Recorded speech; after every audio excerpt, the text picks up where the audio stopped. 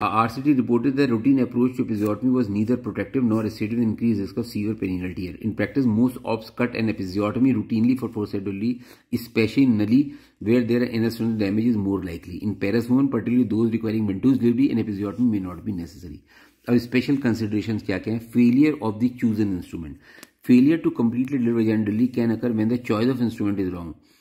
Calistic cup ventouse for rotational delivery, क्योंकि भाई ventouse तो रोटेशन कि जब अगर हो गया तो फिर तो काम करने की नहीं, अगर रोटेशन हो गया उससे पहले यूज करना.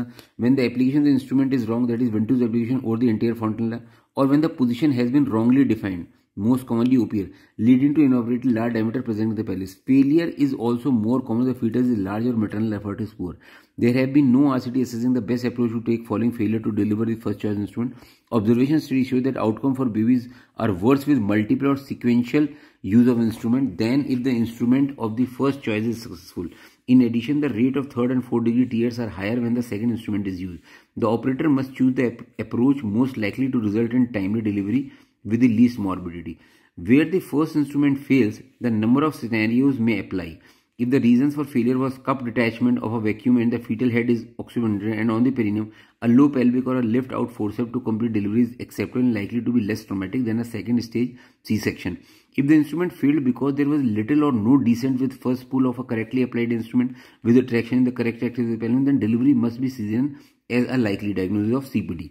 If the instrument failed because the positioning was incorrectly defined, then the next option will be either be a rotational instrument delivery or a C-section.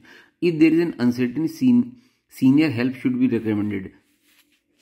Complication. The risk of fetal trauma in relation to forceps delivery, particularly rotational procedures, has been long established. There is now a growing recognition that a vacuum delivery can also be associated with significant morbidity. In 1990, the US issued a warning about the potential dangers of delivery with ventouse. This followed several reports of infant fatality secondary to intracranial hemorrhage. In addition, there has been a growing recognition of the short and long-term morbidity of maternal pelvic floor injury following OVD. It is not surprising, therefore, that there has been an increase in litigation relating to vacuum and forceps delivery. If we are to offer women to option of safe operative delivery, we need to improve our approach to clinical care. The goal should be to minimize the risk of morbidity, and where morbidity occurs, to minimize the likelihood of litigation without limiting maternal choice. It is also important to remember that C-sections, particularly in the second stage labor, also carry significant morbidity and implications in future birth. OVD with both vacuum and forceps can be associated with significant maternal and fetal complications.